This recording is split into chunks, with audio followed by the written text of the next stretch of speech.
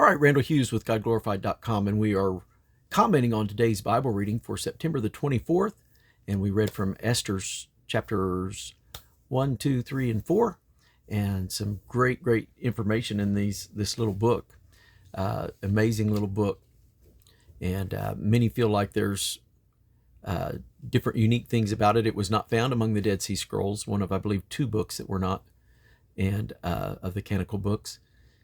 Many feel like it was because here you have a Jew marrying a heathen, and also it does not contain the divine name. Yahweh is not found, the Tetragrammaton is not found within its book, and the word God is not found, and yet the moving and working of God is found throughout, and the fact that they prayed, the fact that they fasted, and it all is a demonstration of God working and answering prayer.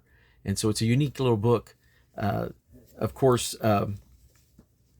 Ahasuerus is actually Xerxes the First, is his Greek name.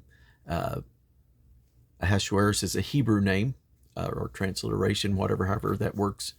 And then Hadassah is Esther's Hebrew name, and Esther is her Persian name. And so just a little bit of the detail there. And of course, here you got a bunch of guys that are drunk, and Vashti refuses to come. I fully grasp what was happening. They'd had 7 days of drinking, it sounds like, with no limit, free flowing. And so no doubt that would have been very vile. Some have said that she would have been required to come out nude. I don't know where they get that, but it's very possible she would have been requested to do something vulgar in front of all these drunk men. Highly possible, but we don't know. But at any rate, she refused. The king got rid of her, and so they called for the beauty contest, essentially, and Esther was chosen to be the queen. And so Reese has the dates beginning about 485 BC with the Xerxes' reign. It was the 3rd year, would have been 483 is by the time we get to verse 3. And so then after the vanquishing of Vashti and the selecting of Esther, we're into the year of about 479. And they had not told anybody their status as Jews until Haman began to come through and request and require Mordecai to bow. And in Esther chapter 3 verse 4, it tells, here's the closest, most information we have.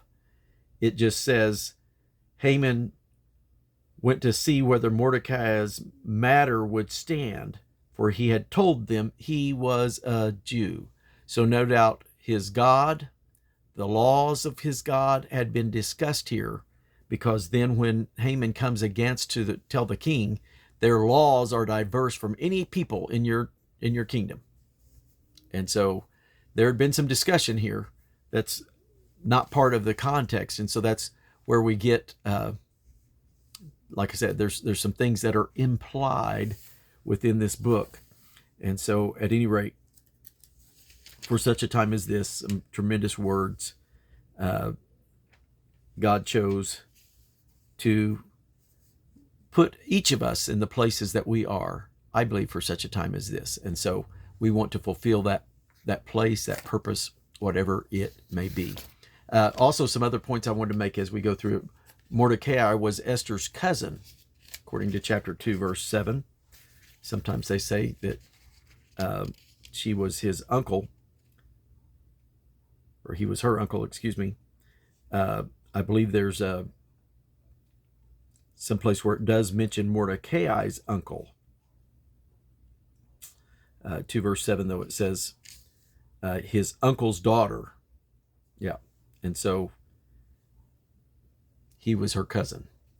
And so sometimes that's misunderstood. Also, the fact that Haman was an Agagite, that would mean he was an Amalekite. So he was a descendant of King Agag. And then the fact that Mordecai was from the tribe of Benjamin, a descendant of Kish, the father of Saul, King Saul, the first king of Israel. And so kind of interesting that Saul was commanded to destroy the Amalekites. He did not. And here is 500 plus years later, they're still giving grief. And to the Jews, an attempt to destroy the Jews. And so, once again, this is something that has messianic implication. If Haman was successful, there would be no Messiah. It would break all the chain of the promises that had been made to Abraham and his seed, and then to David and his seed. And so it's very critical that this plot was squelched. And so the pur is a lot, or like dice, and they cast that to determine the month and the day. And that's why there is a feast of Pur that is still held in honor of, and we'll read more about it in the end of the book.